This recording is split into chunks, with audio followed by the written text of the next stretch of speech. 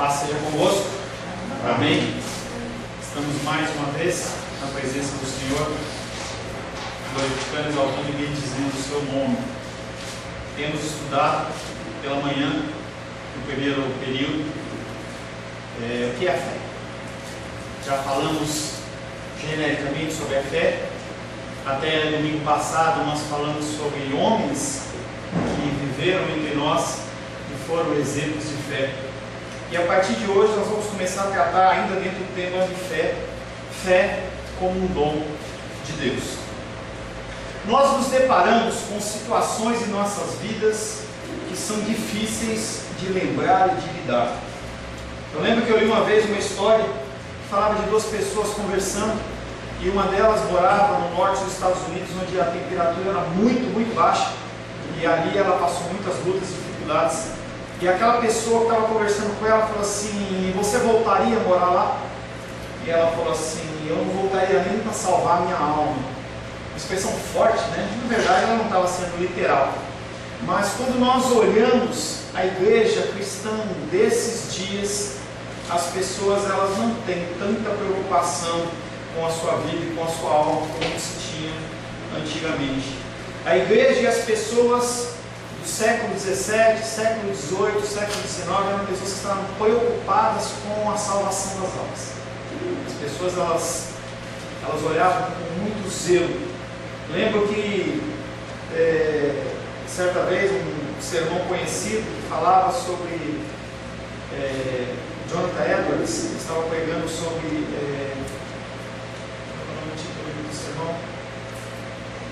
pecadores nas mãos de um Deus irado. E ali aquele homem, na frente daquela igreja, ele estava lendo o seu sermão, porque naquela época não se tinha uma pregação, como a gente tem nos modos de hoje. Simplesmente a pessoa ela passava todo um tempo preparando o seu sermão por escrito, e ela lia para a congregação. Não havia interação, não havia glória a Deus, não havia aleluia. As pessoas, o pastor ele não gesticulava, ele simplesmente começava a falar num tom de voz e ele ia naquela batida até o fim. E aquele homem, conforme ele foi pregando, conforme ele foi falando o seu sermão, as pessoas elas começaram a ficar incomodadas. As pessoas começaram a ficar preocupadas. E aí, naquela grande catedral, eles começaram a se levantar, a agarrar os pilares daquela catedral, começaram a se abraçar nos bancos, e as pessoas, algumas pessoas falaram: o que você está fazendo? E aquelas pessoas respondiam: não, o que ele está falando está me constrangendo de tal ponto que eu estou achando que o inferno vai abrir aqui no chão e vai me engolir. Eu estou me segurando, literalmente, para que eu não caia nesse buraco. As pessoas elas tinham preocupação com a sua alma. Hoje as pessoas pouco têm. A confissão de fé de Westminster, que nada mais é do que uma reunião de cristãos querendo definir padrões, o que eles criam, o que eles não criam, era um tempo de muitas dúvidas, muitas dificuldades. Eles se reúnem. A confissão de fé de Westminster manifesta essa preocupação, apresentando em alguns detalhes as exigências bíblicas para a salvação. Pastor, tem exigência bíblica para a salvação? Não é só em um momento qualquer da minha vida, independente de como eu estiver sentindo, pensando, eu falo, eu quero aceitar Jesus como Salvador, o pastor faz a oração por mim, eu vou ser batizado e está tudo certo, eu estou liberado, eu posso fazer o que eu quiser. Não há exigências, há coisas que nós vamos tratar sobre esta fé. No capítulo sobre a fé salvadora, dentro da confissão, começa com essas palavras: a graça da fé, pela qual os eleitos são capacitados a crer para a salvação da sua alma, é obra do Espírito de Cristo em seus corações. E aí nós temos que olhar essas 4 primeiras palavrinhas com muito detalhe. A graça da fé. Ela não fala de uma fé natural. Nós já falamos sobre a fé natural. Que você tem fé no homem, você tem fé que o teu time de futebol pode ganhar, você tem fé que hoje vai ser um dia ensolarado, um dia chuvoso. Não é essa fé. Antes, ele chama a nossa atenção para a graça da fé. E ele designa essa fé, que é uma fé especial, como algo dado por Deus. Graça. Porque ela não vem até nós, porque ela vem até nós como um dom de Deus. Você não pode comprar essa fé. Você não pode adquirir essa fé. Você não pode, através do seu esforço humano, conseguir essa fé. Mas essa fé, ela é dom de Deus.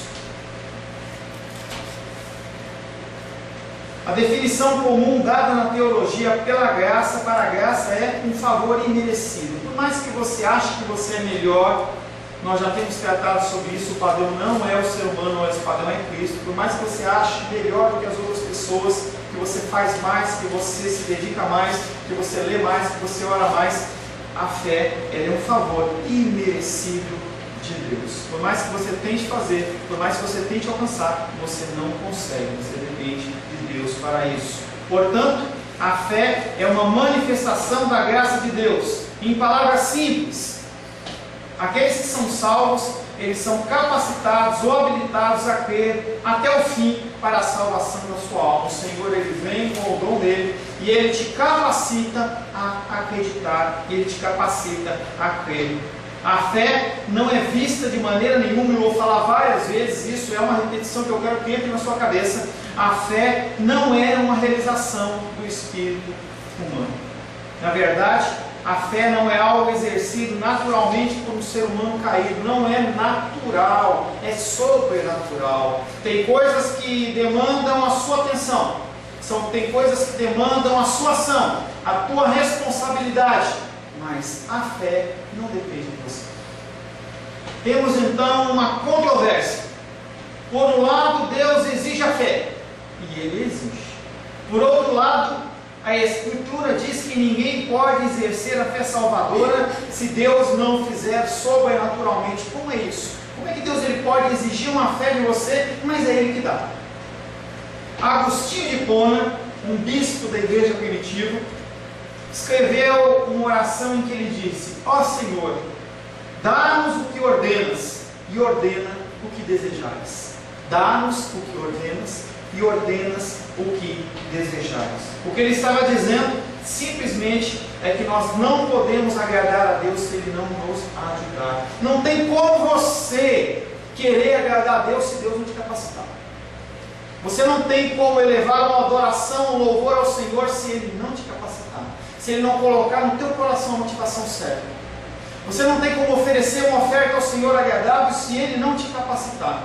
E essa era uma diferença, a diferença entre os religiosos e aquele texto que nós estamos trabalhando em João à noite, capítulo 3. Os verdadeiros adoradores adorarão o Senhor em espírito e em verdade. Você, por suas forças, não consegue adorar o Senhor em espírito e em verdade. Nós não podemos agradar a Deus se Ele não nos ajudar de alguma maneira a satisfazer as suas exigências. Pessoas tentaram. No Antigo Testamento, os rabinos, eles eram pessoas que desde o seu berço eles eram preparados para servir ao Senhor. E eles eram versados na palavra. E eles, enquanto nós temos uma dificuldade em decorar o Salmo 23 de 6 versículos, eles eram homens que sabiam a Bíblia de Gênesis a Malaquias. Grande quantidade de pessoas tinha essa habilidade. As pessoas, elas olhavam para as coisas divinas com muito mais seriedade. As pessoas, elas se dedicavam. As pessoas tinham entendimento que sem a instrução divina as pessoas estão perdidas. Hoje a gente se contenta em ter algumas Bíblias em casa, a gente se contenta em saber um ou outro versículo de cor, mas não era assim na época do Antigo Testamento, até a época de Jesus. Mas mesmo aqueles homens que eram versados na palavra, mesmo o apóstolo Paulo, que era versado na palavra e falava 4, 5 línguas, ele precisava de Deus. Aqueles homens, na sua capacitação, na sua perfeição humana, digamos assim, eles não conseguiam cumprir no máximo de 70% dos mandamentos que eram outorgados através da palavra. Aqueles homens não conseguiam. E a palavra de Deus era clara: se você tropeçasse em um deles, é como se você tropeçasse em todos. Parece uma coisa injusta, mas era uma ordenança de Deus. Se você, de todos os mandamentos, você errar um, não valeu de nada os outros. E aqueles homens, eles continuavam tentando fazer as coisas segundo as suas forças, e eles não conseguiam. O problema é que eles não entenderam a orientação do Senhor, não como tentar viver na força, mas sim tentar viver na dependência de Deus. A letra mata e o Espírito vivifica. Eles agiam segundo a literalidade da lei e eles se afastavam do Deus verdadeiro. Eles cumpriam ordenanças nos cultos, mas o coração deles estava longe do Senhor. É a figura de Jó. Senhor, eu conhecia o Senhor de ouvir falar, mas não conhecia o Senhor de contigo andar. Agora eu conheço. Você conhece o Senhor a partir do momento que Ele se revela a você.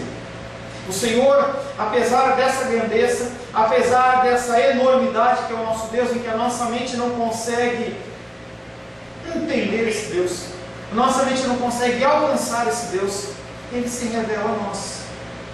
A partir do momento que esse Deus ele se revela a nós, nós passamos a conhecê-lo.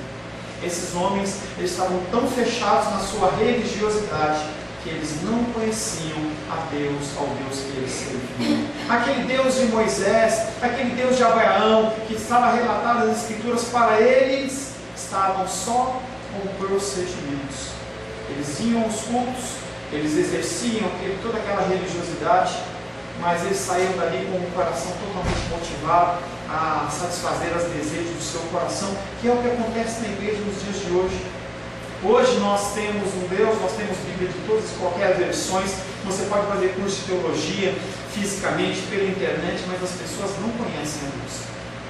As pessoas continuam achando que conhecer a Deus é ir na igreja uma vez por semana, é você fazer uma oração simples, mas Deus ele é muito acima disso. Não tem como nós conhecermos a Deus se Ele mesmo não nos capacitar, Ele não nos revelar.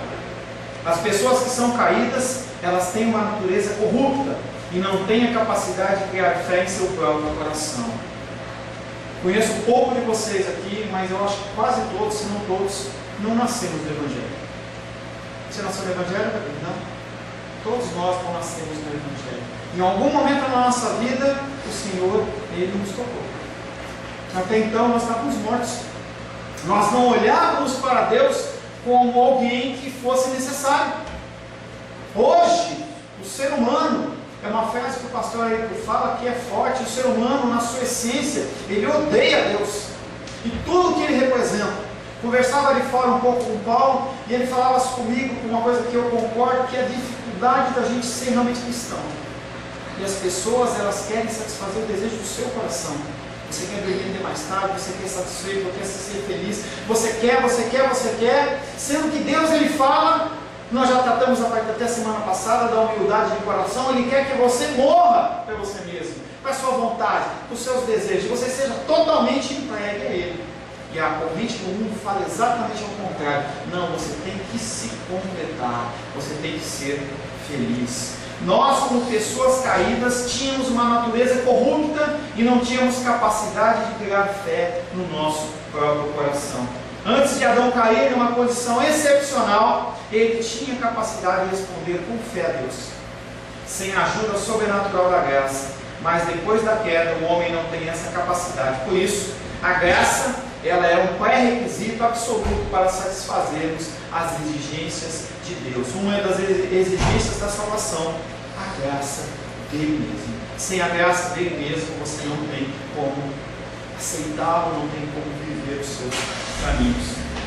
Continuando na confissão de fé de Westminster, quando ele trata da fé salvadora, ele fala, ecoa o ensino da igreja através dos séculos, afirmando que a fé exigida para agradar a Deus não é algo que podemos produzir na nossa própria capacidade. Mais uma vez eu digo para você que a nossa fé, ela não é uma realização do nosso espírito. Por isso que quando nós olhamos as pessoas que não têm Jesus Cristo no coração, ou não aceitam, ou estão com uma dificuldade, nós temos que ter apenas um sentimento: pena e misericórdia.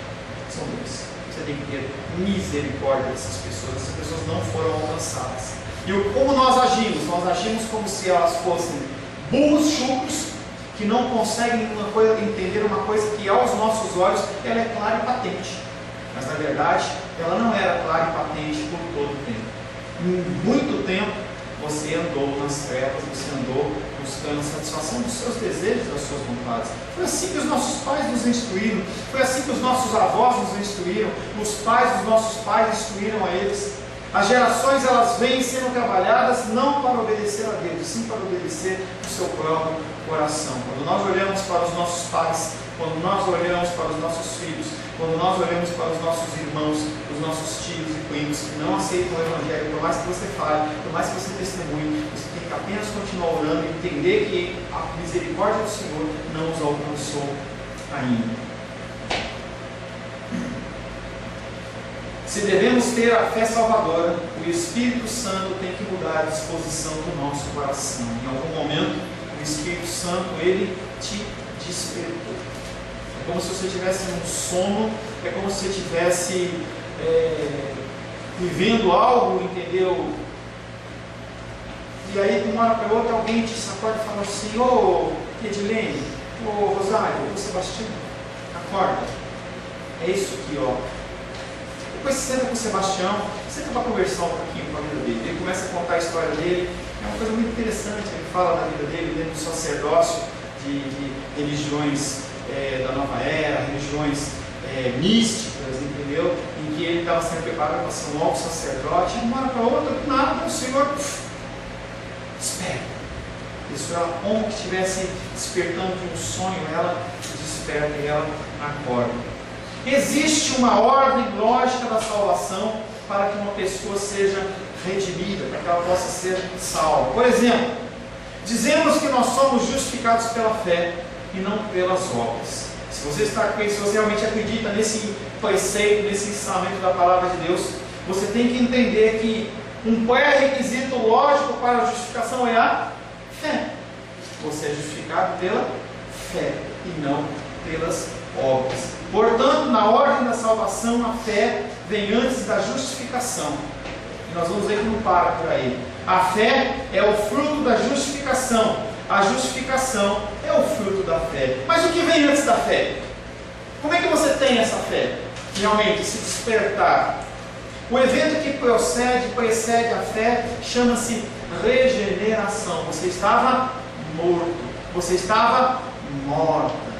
E aí, porque você foi regenerado, você passa, é possível que você tenha fé. Regeneração do quê? Estava morto fisicamente? Não, você estava morto, você andava, você comia, trabalhava, você interagia com as pessoas, mas o teu espírito, o meu espírito estava morto. Sem Cristo, nós estamos mortos. Sem Cristo, nós não temos acesso ao Pai. Nós precisamos de Cristo nas nossas vidas. A figura de Cristo, ele vem nas nossas vidas restaurando o nosso espírito. O nosso espírito que estava morto, ele é regenerado. Você tem o seu espírito transformado. Você consegue, a partir deste momento, ouvir a voz de Deus. Você consegue ler um texto bíblico através da iluminação do Espírito Santo e entender o que está sendo falado. Porque as pessoas, elas podem ler, e tem muito cristão que faz isso. Eu leio Gênesis, Apocalipse, já li muitas vezes, li, mas eu não entendo absolutamente nada. A gente tem feito discipulado com muitas pessoas e as pessoas olham e falam assim: eu não sei nada. E eu tenho uma notícia para te dar: você nunca vai saber nada. Nem quem te discipula, eu não sei nada. Porque a gente tem que entender que esse nada tem que ser comparado a uma totalidade de ensino que é possível, e essa quantidade de ensino que é possível não nos é alcançada pela nossa mente. A cada dia você descobre que você não sabe absolutamente nada. Nada. É a dependência do Senhor. Bem-aventurados humildes de espírito, porque deles é o reino dos céus. Você entende que todo dia você tem que estar aprendendo do Senhor, todo dia você tem que estar se convertendo, todo dia você tem que estar aceitando Ele, todo dia você tem que estar sendo mudado e transformado. A santificação é uma santificação progressiva. Primeira coisa que acontece antes da fé é a regeneração. A regeneração também é conhecida como um novo nascimento. É a operação pela qual Deus, o Espírito Santo, muda divina e sobrenaturalmente a disposição do nosso coração. O Antigo Testamento diz que, enquanto estávamos na nossa condição caída, nós tínhamos um coração de pedra. Eu tinha um coração de pedra, você tinha um coração de pedra, e nós desejávamos o mal continuamente. Era isso que você queria, apenas o mal. O mal por quê? Contra as leis de Deus. Gênesis capítulo 6, verso 5.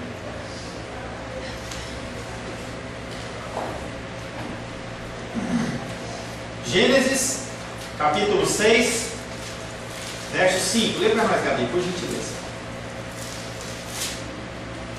E viu o Senhor que a maldade do homem se multiplicara sobre a terra, e toda a imaginação dos perversos do seu coração era só má continuamente. Viu o Senhor que a maldade do homem se havia multiplicado. Você multiplica alguma coisa que é zero? Não. Já existia a maldade no coração dos homens. E nesse texto de Gênesis 6:5, o Senhor ele fala que a maldade do homem ele não estava ali, ela estava se multiplicando, estava piorando, que é o que nós vimos nos dias de hoje. A gente vê que a maldade ela está crescendo, crescendo, crescendo, o ser humano está cada vez mais se afastando do Senhor. E que era continuamente mal todo o desígnio do seu coração. Não era uma parte, não era uma parcela, mas era todo o desígnio do coração do homem. Era continuamente mal, não se fazia nada bom. Ezequiel capítulo 11, verso 19 e 20. Ezequiel capítulo 11, versos 19 e 20. Quem lê, quem encontrou, leia por gentileza.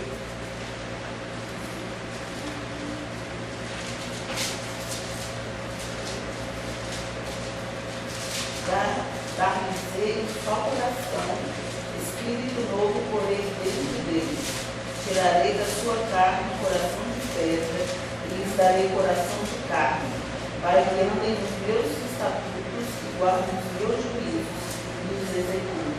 Eles serão o meu povo e eu serei o seu Deus. Vamos de trás para frente. E eles serão o meu povo e eu serei o seu Deus. Você tem como ser povo dele e ele ser o seu Deus se você tiver o mesmo coração de pedra? Não. Não. E aí ele vai dar um novo coração, um só coração. Por que um só coração? Porque esse coração é um coração só, o coração de Deus. É o Espírito morando no seu coração e no meu coração. Não é mais um coração natural, é um coração sobrenatural. A gente vê naquelas ilustrações católicas o sagrado coração de Jesus. Apesar daquela ilustração ser só uma ilustração, é a verdade aquilo. Você repassa a receber o coração de Deus, é o coração de Jesus dentro do seu coração. Dar-lhe-ei um só coração. O teu espírito, ele passa a ser um espírito novo, ele é regenerado, ele é recriado. Porém, espírito novo porém dentro deles. Tirarei da sua carne o coração de pedra. Que coração? O mesmo coração de Gênesis 6:5. Um coração maldoso, um coração que continuamente procura o desígnio mal. A partir disso, nós podemos sim andar nos seus estatutos. Assim nós podemos também guardar os seus juízos. E assim nós podemos colocar em prática, executando. Com o coração de pedra nós não conseguimos. As pessoas que você olha, que se dizem cristãos, que fazem abominações, você olha e fala assim, como essa pessoa sendo cristã, ele está fazendo isso? Ele não é cristão. Ser cristão não é estar numa igreja evangélica. Ser cristão não é ter uma carteirinha. Ser cristão não é ser pastor. Ser cristão não é ter um título. Ser cristão não é uma frequência em igreja. Ser cristão é mudança de vida, é transformação. É um ensinamento simples, mas é difícil, porque o mundo, ele fica lutando e mostrando para você que não, o caminho está errado, e você fica todo dia lutando contra isso, todo momento. Você entra numa situação em que você tem todo o direito de explodir, você é obrigado a fechar a sua boca, e você se mata. Você olha a situação e você tem que se fechar. Você olha o que as pessoas estão fazendo com o dinheiro do Senhor, e mesmo assim você tem que permanecer fiel. É uma luta da sua carne com o Espírito. Você olha o que o mundo está fazendo, e as pessoas elas estão se jubilando, e as pessoas elas estão se alegrando, e elas pulam, e elas dançam, e elas se alegram. Você olha as famílias, entendeu, não cristãs ali se divertindo, e você lutando contra a sua carne. Você quer controlar o seu filho, você quer controlar a sua filha, aquela luta, aquele trabalho. Sendo que as pessoas, elas parecem que elas vivem muito mais soltas, vivem muito mais tranquilas, e você lutando contra a sua carne. porque você sabe que não está certo. Ontem a gente estava na reunião de mulheres e a Diane falou um negócio super legal. Ela falou assim, Diana, perdão, muito dia na minha vida. Edilene, Diana e Diane. A Diana falou uma coisa muito legal.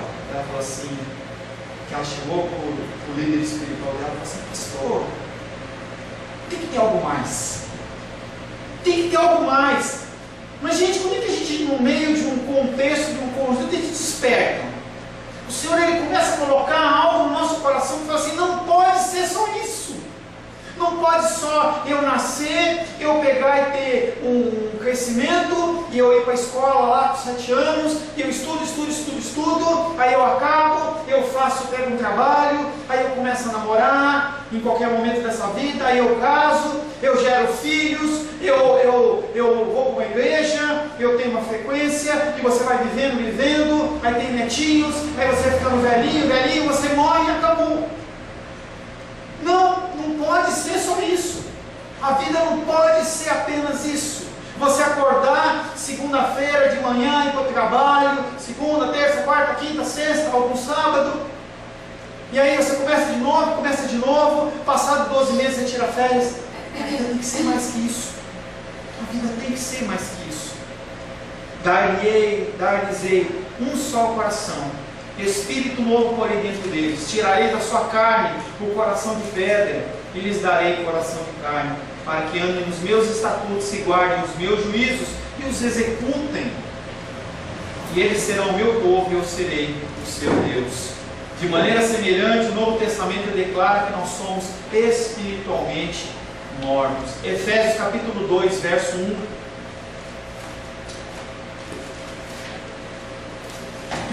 Efésios capítulo 2, verso 1.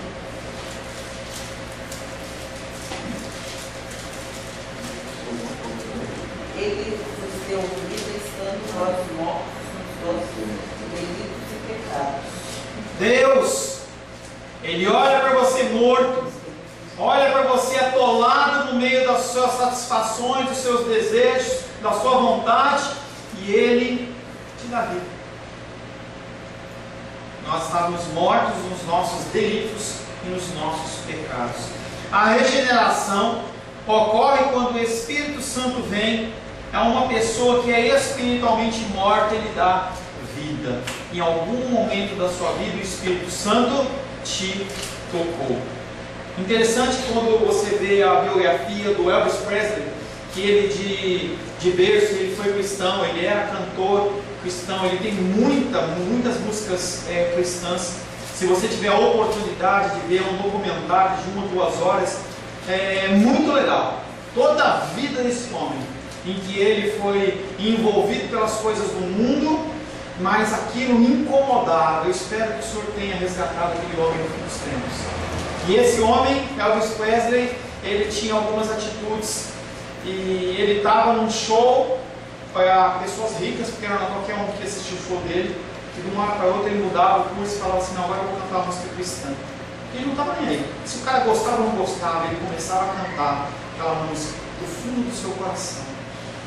Mas aquela luta da carne, mulheres, drogas, poder, dinheiro e o espírito. Ele ia fazer filmes e falava assim, não, agora eu no meio desse filme eu quero cantar uma música cristã. O diretor falava para ele assim, não, você está louco, você não vai fazer o que eu quero. Se você não deixar eu cantar a música que eu quero, eu paro agora. Mas tem um prejuízo, eu paro. E ele cantava. E ele tinha uma banda que acompanhou ele por toda a vida dele. Era uma banda que ficava com os bombeiros. Os bombeiros, eles não trabalham o tempo todo, eles ficam de alerta, esperando você escalar 192 ou 3? 193. Enquanto você não escala 193, ele continua lá, limpando os equipamentos, ficando pai parado, faz os exercícios dele lá. Enquanto a banda era igualzinha. Quando aquele homem passava por uma série de lutas da carne dele, em que ele se sentia no limite, pegava o telefone e falava assim, veio para cá. Ele mandava o jatinho dele, quando ele estivesse, reunia aqueles homens entravam e ele ficava louvando a noite inteira. Louvando, parecia a figura de Saul. Era a única coisa que acalmava o coração dele. A regeneração acontece quando o Espírito Santo vem uma pessoa que é espiritualmente morta e lhe dá vida.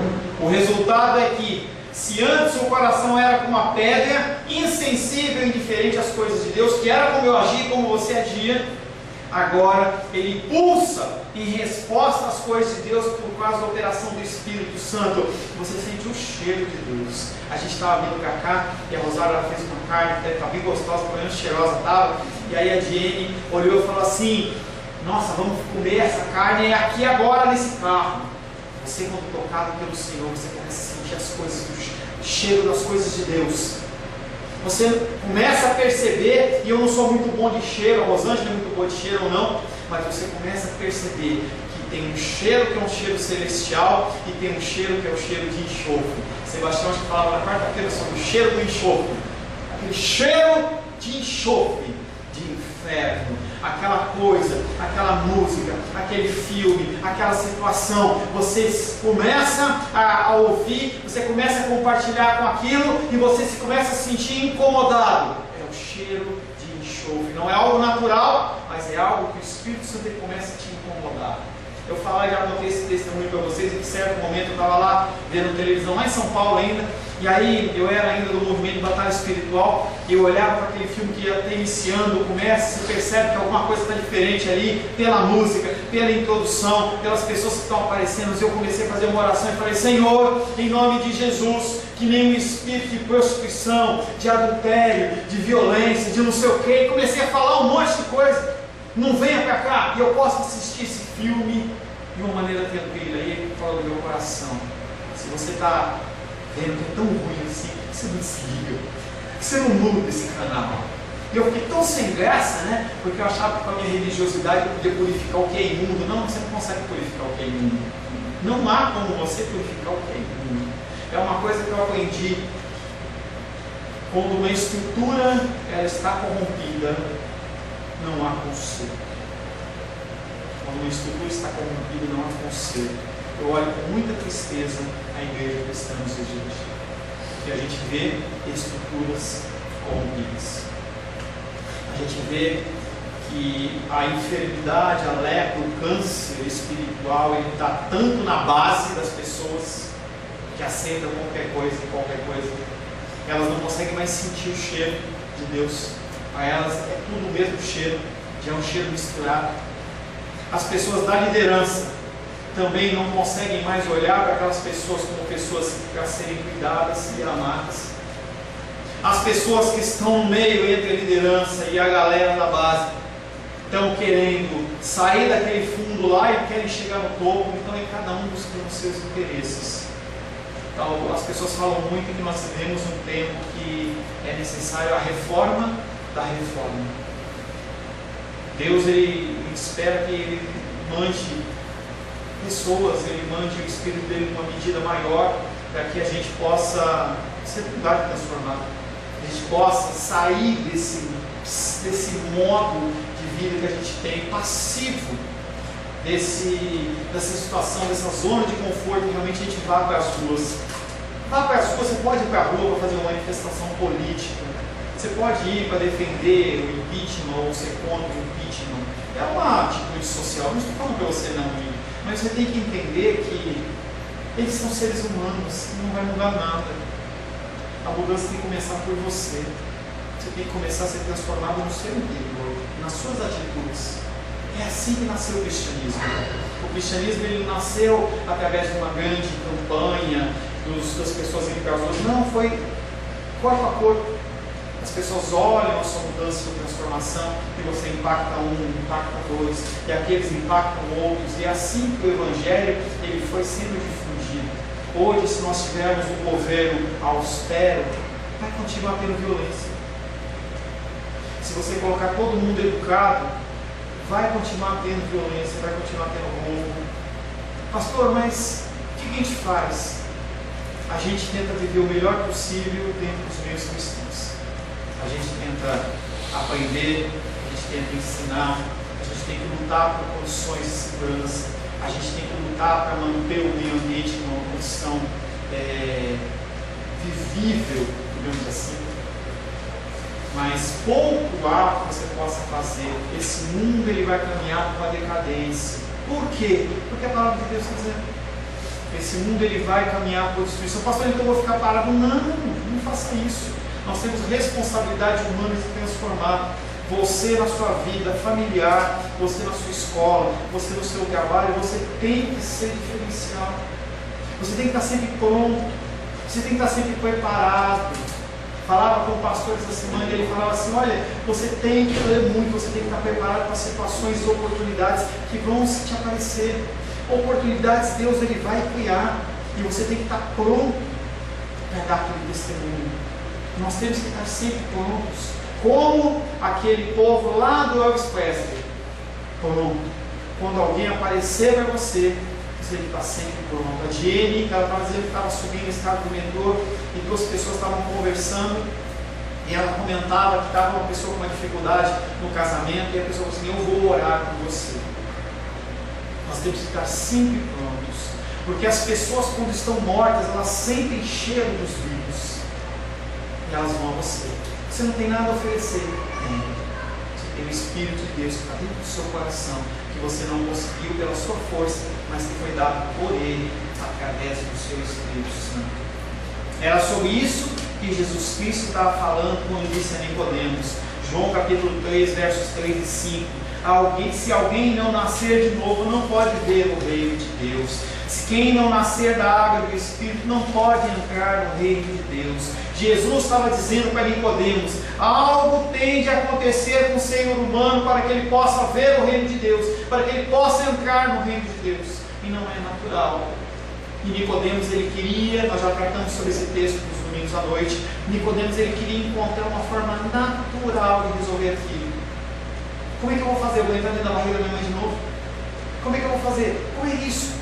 Ele queria entender uma coisa sobrenatural de uma forma natural. Não tem como. Coisas naturais se discernem naturalmente. Coisas espirituais se discernem espiritualmente. Se você não tiver esse discernimento espiritual, que só Deus pode dar, você vai ouvir, não vai entender coisa nenhuma. É aquele jogo de palavras que eu faço com vocês. Você escuta, mas você não ouve. Ou você ouve, mas você não escuta. A coisa ela entra como se fosse criptografada, como se estivesse embaralhada. Aquela voz ela entra no teu ouvido, mas você não entende, você não ouve. Você não consegue entender o que está sendo falado, porque você quer entender naturalmente. Pastor, como é que eu mudo? Será que eu tenho que mudar de casa? Será que eu tenho que mudar de igreja? Será que eu tenho que mudar de roupa? Não, é espiritual a mudança. O Senhor ele vai trazendo de uma maneira ímpar a você a transformação. E Ele apresenta para você de uma medida que você consegue entender algo que você ouve, você entende, você coloca em prática. É isso que Deus quer de mim. É isso que Deus quer de você. Uma mudança gradativa. E nós temos que respeitar o nosso próximo. Nós temos que respeitar o nosso cônjuge, nós temos que respeitar os nossos pais, respeitar os nossos filhos, não no sentido de deixar rolar, mas sim estar pronto sempre a dar aquele testemunho e entender que cada um só vai despertar na medida do Senhor. Não tem nada que você possa fazer a não ser continuar tentando, continuar falando, continuar testemunhando. E testemunhar não é falar que você ganhou uma casa, ganhou um carro, também. Mas é você falar, sim, nós somos pecadores, sim, nós estamos espiritualmente mortos, mas há um caminho que chama-se Jesus Cristo. Essa necessidade que Jesus discutiu com Nicodemos era a experiência de ser renascido do Espírito. Regeneração significa gerado de novo, um novo começo, um novo Gênesis na sua vida. Aquilo que estava morto, ele passa a existir. Teu espírito estava morto. Você andava como um zumbi pela rua, apenas com aquela programação: trabalhar, estudar, ser feliz, viver, comer, ir no banheiro, fazer minhas necessidades, preciso comer de novo, faço necessidades, comer de novo, estou cansado, durmo, estou cansado, durmo. E ela parece uma programação básica que vem com o ser humano, mas não, nós temos que viver além disso. Nós não fomos feitos só para isso. É um novo começo, uma nova Gênesis. Nós nascemos neste mundo biologicamente vivos. mas você nasceu espiritualmente morto. Pastor, o bebezinho está morto. Não adianta você simplesmente batizar ele, continua morto. Enquanto ele não for tocado pelo Espírito, ele está morto. Ele é pecador, ele é egoísta, ele é desejoso apenas dos seus desejos, das suas necessidades. Ele está morto. Regeneração significa gerar de novo. Nascemos neste mundo biologicamente vivos, mas espiritualmente mortos. Para nos tornarmos espiritualmente vivos, precisamos da obra sobrenatural de Deus, o Espírito Santo no nosso coração. Você precisa do Espírito Santo no seu coração. Como que está a chama do Espírito Santo no seu coração? Ela está um fogo incandescente? Ou ela está a chaminha? Está que nem no fogão, se a alma está no máximo ou você está no mínimo? Ou quando eu vou fazer os lanches lá, eu pego, vou no máximo, aí eu vou diminuindo manualmente assim para a temperatura, fica só uma chaminha para dar para derreter o queijo, o leitinho. Como é que está a chama do Espírito na sua vida? Essa chama ela foi colocada dentro do seu coração, mas cabe a você alimentar ela. Alimentar ela com leitura, alimentar ela com oração, com posicionamento, com coisa que Deus também tem que te conceder. Você nas suas forças, você não consegue orar. Você pelas suas forças, você não consegue ler a palavra. Você nas suas forças não consegue meditar na palavra de Deus. Você segundo as suas forças, você não consegue ajudar um mendigo na rua. Você acha que é normal. Você olha para as pessoas andando e fala assim, não, alguém vai fazer. Não é meu propósito. Sem o Espírito Santo de Deus, nós vamos correndo. A palavra de Deus diz, não entristeçais o Espírito. Luta. A luta nossa é diária, a nossa luta é ferrenha. Situações elas nos confrontam e nos levam a tomar decisões erradas. Ira. Você olha para uma situação e fala assim, essa pessoa, como ela agiu comigo, ela tem que morrer. Você tem que Deus vai te tratando. Não é para você ser uma pessoa introspectiva e ter uma úlcera no teu organismo, porque você segura as coisas. Não, você tem que se processar. Nos Estados Unidos tem uma coisa, em todas as casas praticamente, que é um distribuidor de alimentos. Então, você tem a boca da pia, que é um pouco maior, e embaixo está um moedor. Então, qualquer coisa que você tem de lixo, alguma coisa assim, você já joga ali, aquilo destrói tudo. O Espírito Santo tem que estar dentro de você, para que quando você engolir isso, essa ofensa, você engolir essa palavra dura, você engolir essa situação, aquilo vai ser destruído. E se ficar aquilo dentro do teu coração, vai gerar a amargura. Então é isso que você tem que ter no teu coração. Você tem um coração novo, e você tem que tratar desse coração. Esse coração é um coração que pode ser semelhante ao nosso coração físico. Hoje eu me encontro com 48 anos. Quando eu tinha 35, quando eu tinha a idade da Gabi, da idade do João e da Luísa, só festa. Não tinha cansaço, não tinha dificuldade. Mas conforme eu fui ficando mais velho, quando eu fiz 40 anos, eu percebi que parece que alguma coisa acontece. E hoje, com 48 anos, se eu não tiver uma caminhada semanal de 2 a 3 vezes por semana, eu ficar uma semana, como às vezes acontece um problema, acontece uma dificuldade, titia está com uma dificuldade, a gente tem que correr para o hospital, fazer uma coisa ou outra. Na outra semana eu sinto um corpo difícil de andar, um corpo difícil, 48 anos, não é 86 do irmão Cláudio, 48. E nosso espírito também tem, nosso coração tem que ser alimentado espiritualmente, com a palavra, com a oração, com o tempo na presença do Senhor, para que você consiga lutar no seu dia a dia. Sem isso, você vai perder a vida.